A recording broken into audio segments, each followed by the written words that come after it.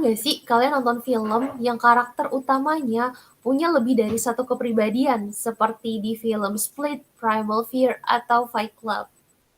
Dalam psikologi, fenomena ini termasuk sebagai gangguan disosiatif. Ternyata, in real life ada loh orang yang mengalami gangguan disosiatif atau dikenal sebagai multiple disorders. Pengen tahu kan gangguan disosiatif itu seperti apa? Di video ini, selain gangguan disosiatif, akan dibahas juga gangguan somatoform. Yuk kita simak penjelasan mengenai gangguan disosiatif dan gangguan somatoform. Oke, baik. Kita sekarang masuk ke teori dan definisi dari gangguan disosiatif. Jadi, gangguan disosiatif sendiri dapat diartikan sebagai sekelompok gangguan yang ditandai dengan adanya suatu kekacauan atau disosiasi dari fungsi identitas, ingatan, atau kesadaran. Nah, kondisi ini memiliki banyak sebutan, diantaranya adalah split disorder, multiple personality disorder, atau kepribadian ganda.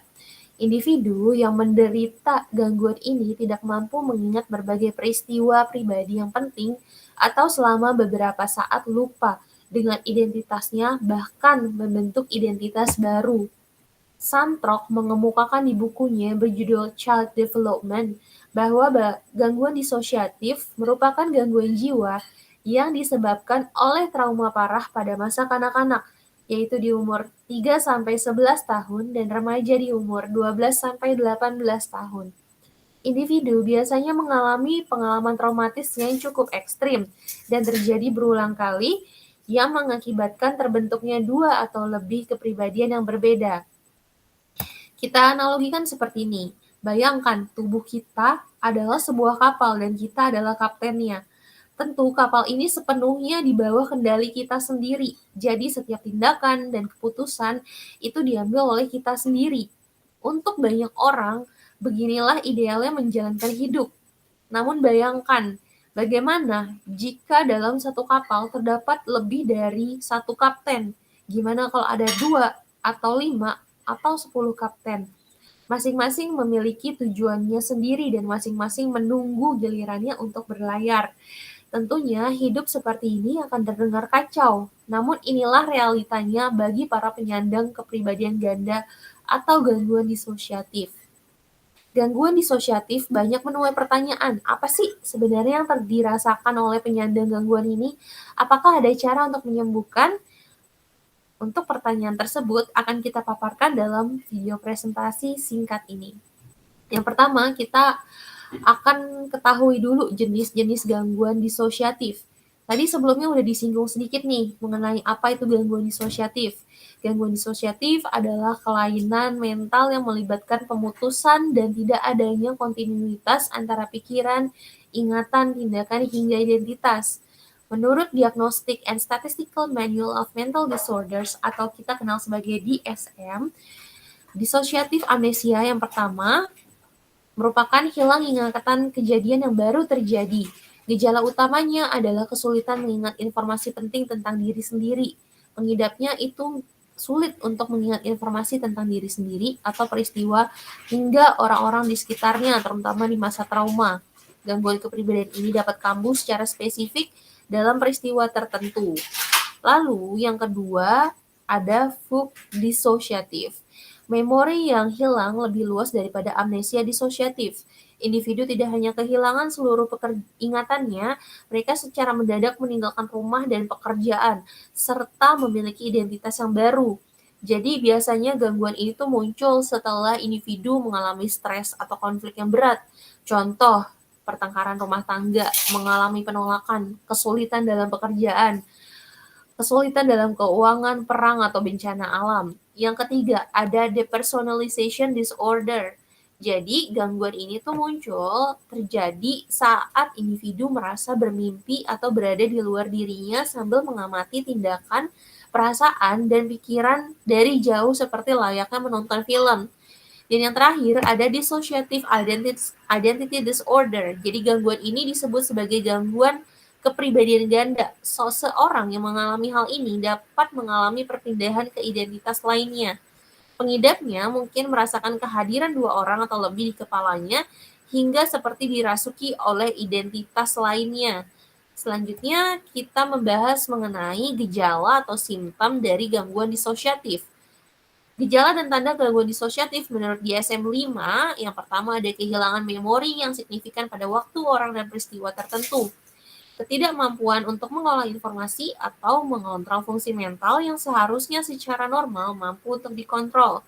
Ketiga, pengalaman di luar tubuh seperti merasa seolah-olah kita sedang menonton film tentang diri kita sendiri. Yang keempat, masalah kesehatan mental seperti depresi, kecemasan, dan pikiran untuk bunuh diri. Yang kelima, rasa terlepas dari emosi atau mati rasa emosional. Dan yang terakhir, kehilangan sebagian atau seluruh kontrol terhadap gerakan tubuh. Selanjutnya, penyebab dari gangguan disosiatif. Jadi diperkirakan timbul akibat trauma berat yang dialami berulang kali saat masih kecil, seperti pelecehan seksual. Trauma tersebut terbentuk akibat beragam penyiksaan dan pelecehan, contohnya penyiksaan dan pelecehan seksual, kekerasan fisik, kekerasan secara psikologis, dan juga ritual-ritual aneh yang menyakiti sang korban atau satanic ritual abuse. Menurut teori psikoanalisa oleh Sigmund Freud, trauma pada masa kanak-kanak adalah kejadian paling berpeluang mengakibatkan gangguan kepribadian seseorang, karena pada masa kanak-kanak itulah kepribadian mulai berkembang dan terbentuk. Selanjutnya, cara treatment. Cara penanganannya. Masih banyak yang harus diketahui dan digali mengenai penanganan DID. Tapi yang sudah pasti diketahui adalah DID tidak dapat disembuhkan. Seseorang penyandang DID harus belajar menjalani hidup bersama dengan alter-alternya. Menempatkan diri di situasi atau hubungan yang traumatis akan membuat alter muncul lebih sering. Maka, ada pentingnya untuk menjalani terapi supaya penyandang DID dapat menghadapi situasi-situasi tegang tanpa terus-menerus pindah ke alternya. Kalau untuk secara umum, treatment bagi gangguan disosiatif itu ada 3, di antaranya rawat inap, psikoterapi, dan obat-obatan. Bagi mereka yang belum jelas diagnosisnya, berperilaku membahayakan diri sendiri, ingin bunuh diri, atau pengobatannya harus dievaluasi akan lebih baik jika dirawat di rumah sakit. Selanjutnya, cara treatment. Nah, cara treatment itu yang pertama ada psikoterapi. Menjadi treatment yang umum bagi gangguan disosiatif, psikoterapi memungkinkan individu untuk mengidentifikasi gejala disosiatif yang mereka alami dan mengembangkan kemampuan coping yang akan mengurangi kebutuhan individu untuk berdisosiasi, terutama saat berada di bawah tekanan atau stres. Kemudian ada terapi EMDR, yang berguna dalam proses treatment gangguan disosiatif. Terapi ini bertujuan mengulang kembali kejadian trauma di masa lalu dengan prosedur yang aman bagi pasien. EMDR adalah teknik pengobatan untuk mengatasi mimpi buruk terus-menerus dan kilas balik pada peristiwa traumatis. Kemudian ada terapi perilaku dialektif atau DBT. Nah, jenis psikoterapi ini dilakukan untuk orang dengan gejala split disorder yang parah, terutama pada mereka yang mengalami pelecehan seksual. Kita masuk ke contoh kasus. Contoh kasus DID yang paling ekstrim terjadi pada wanita berkebangsaan Australia, yaitu Jenny Haynes, yang memiliki lebih dari 2.000 alter akibat pelecehan seksual yang dilakukan oleh ayahnya saat ia masih kecil. Alter pertamanya yang timbul adalah anak kecil yang bernama Simponi yang mengambil alih tubuh Jenny saat ia dilecehkan.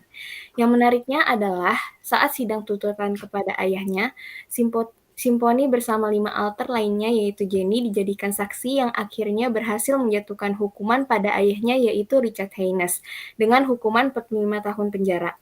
Dari analogi tersebut, simpelnya gangguan DID merupakan kondisi di mana satu individu terdapat 2 atau lebih kepribadian.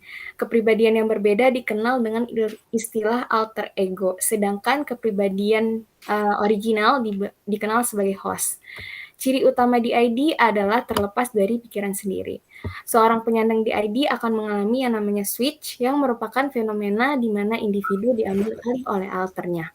Dari kasus tersebut, dapat disimpulkan bahwa gangguan disosiatif adalah gangguan yang nyata.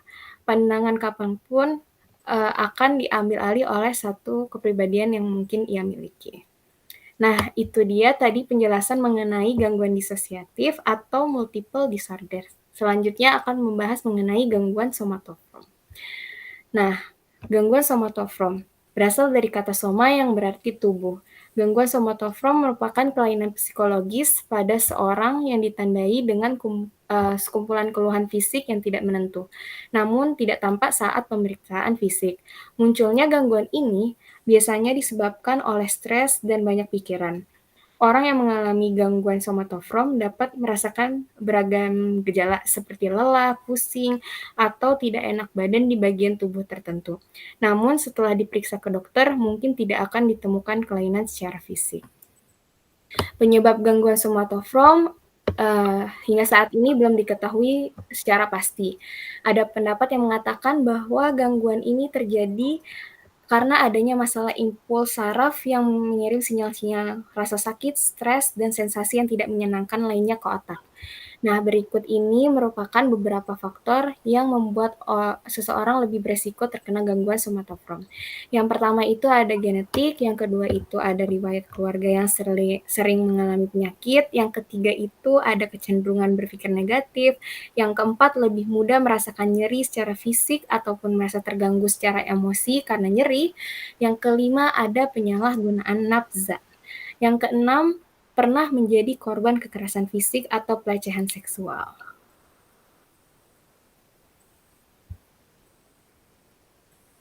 Jenis-jenis gangguan somatoform. Gangguan somatoform dapat dibagi menjadi 5 jenis, yaitu 1. Gangguan somatisasi. Gangguan somatisasi adalah keluhan fisik di berbagai bagian tubuh yang disebabkan oleh stres atau beban mental yang berat. Keluhan yang biasa dirasakan mulai dari sakit perut, mual, sakit kepala, kelelahan, masalah seksual, hingga masalah seputar menstruasi. Orang yang mengalami gejala gangguan somatisasi biasanya akan lebih emosional terhadap keluhannya. Yang kedua, gangguan hipokondriasis. Gangguan hipokondriasis adalah kondisi ketika seseorang takut bahwa gejala ringan yang dialaminya disebabkan oleh penyakit serius. Misalnya, sakit kepala ringan yang disebabkan oleh kurang tidur dianggap sebagai gejala tumor otak. Yang ketiga, gangguan konversi. Gangguan konversi adalah kondisi ketika penderita memiliki gejala yang menunjukkan adanya penyakit serius pada sistem saraf, namun tidak dapat ditelusuri sebagai penyebab medisnya. Berbagai gejala gangguan konversi diantaranya kejang, mati rasa, pendengaran terganggu, buta, atau lumpuh. Yang keempat, gangguan dismorfik tubuh. Gangguan dismorfik tubuh mempunyai kondisi ketika penderitanya lebih banyak menghabiskan waktu untuk khawatir terkait penampilan tubuhnya. Misalnya, penderita merasa memiliki bentuk telinga yang aneh, padahal bentuk telinganya normal. Yang kelima, gangguan rasa sakit. Gangguan rasa sakit merupakan kondisi ketika seseorang merasa sakit terus-menerus yang setelah diperiksa tidak bisa ditemukan penyebab fisiknya. Berbeda dengan gangguan somatisasi, keluhan pada gangguan rasa sakit hanya sebatas nyeri. Di slide berikutnya, kita akan membahas mengenai gejala gangguan somatoform. Gejala gangguan gejala somatik mungkin memiliki beberapa ciri khas seperti sensasi spesifik seperti nyeri atau sesak napas, atau yang gejala lebih umum seperti kelelahan atau kelemahan, tidak terkait dengan penyebab medis apapun yang dapat diidentifikasi atau terkait dengan kondisi medis seperti kanker atau penyakit jantung, tetapi lebih signifikan daripada yang biasa diperkirakan. Gejala tunggal, beberapa gejala atau gejala yang bervariasi, ringan, sedang, atau berat. Nyeri adalah gejala yang paling umum, tetapi apapun gejalanya, penderita akan memiliki pikiran, perasaan, atau perilaku yang berlebih terkait dengan gejala tersebut, yang menyebabkan masalah yang signifikan, menyulitkan fungsi, dan terkadang dapat melumpuhkan.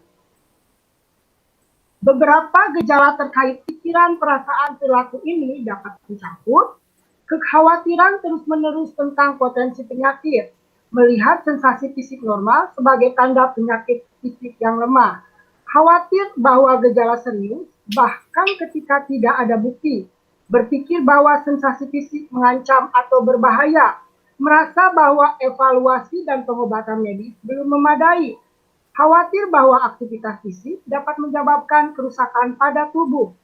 Berulang kali memeriksa tubuh untuk mengecek kelainan. Kunjungan perawatan kesehatan yang lebih sering dan tidak menghilangkan kekhawatiran atau malah memperburuknya. Menjadi tidak responsif terhadap perawatan medis atau sangat sensitif terhadap efek obat. Memiliki gangguan yang lebih parah daripada yang biasanya diharapkan dari kondisi medis. Berikut cara treatment gangguan somatofrom. 1. Menjalin hubungan baik antara dokter dan pasien merupakan salah satu kunci dalam penanganan gangguan somatofrom. Tujuan pengobatan pada gangguan somatofrom adalah untuk membantu penderita agar mereka dapat menjalani hidup dengan normal dan membantu mengurangi gejala. Yang kedua, dianjurkan untuk mengatasi terlebih dahulu masalah kesehatan mental yang mendasarinya.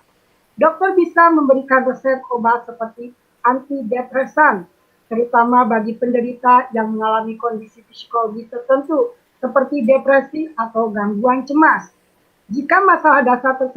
Yang ketiga, jika masalah dasar tersebut sudah teratasi, pasien bisa perlahan-lahan disadarkan bahwa sebenarnya ia tidak sakit. Dokter bisa menganjurkan fisioterapi seperti perilaku kognitif agar pasien mengerti alasan utama timbulnya gejala penyakit yang dia rasakan. Kita akan membahas cara mencegah gangguan somatofrom. Sedikit yang diketahui tentang bagaimana mencegah gangguan somatofrom, namun ada beberapa hal yang dapat membantu, seperti 1. Jika memiliki masalah dengan kecemasan atau depresi, cari bantuan profesional sesegera mungkin. Yang kedua, belajarlah untuk mengenali kapan stres dan bagaimana ia mempengaruhi tubuh. Dan secara teratur, berlatih manajemen stres serta teknik relaksasi. Yang ketiga, jika merasa memiliki gangguan gejala somatik, dapatkan perawatan dini untuk membantu menghentikan gejala agar tidak bertambah parah dan mengganggu kualitas hidup. Yang keempat, tetap dengan rencana perawatan untuk membantu mencegah kambuh atau memperburuk gejalanya. Kita akan lihat salah satu contoh gangguan somatofrom. Putri merupakan seorang pegawai kantoran berusia 32 tahun. Ia sudah hampir 1 tahun merasakan keluhan nyeri yang sering berpindah-pindah. Dia mempunyai keluhan seperti pegal-pegal, badan terasa tidak enak, perut penuh, mual, serta sering merasa keluar keringat dingin. Putri merasa dadanya sesak bila bernapas. Dia bercerita bahwa sudah berobat ke bagian penyakit dalam dan telah dilakukan beberapa tes. Namun dinyatakan hasilnya semuanya dalam batas normal. Hal itu tentu membuat dia tidak percaya tentang hal tersebut, karena sebenarnya dia merasa ada yang salah pada dirinya.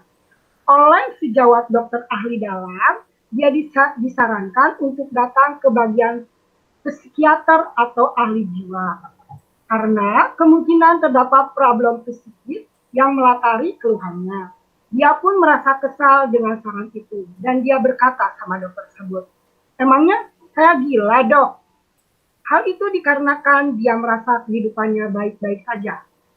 Bila pun ada masalah, Putri memang cenderung menyimpannya sendiri dan tidak pernah membicarakan dengan orang lain, bahkan dengan suaminya sekalipun. Nah, itu dia penjelasan tentang dissociative atau multiple disorder dan gangguan somatofrom. Semoga video ini dapat berguna dan bermanfaat. Sampai bertemu di video berikutnya. Thank you, see you, and bye-bye.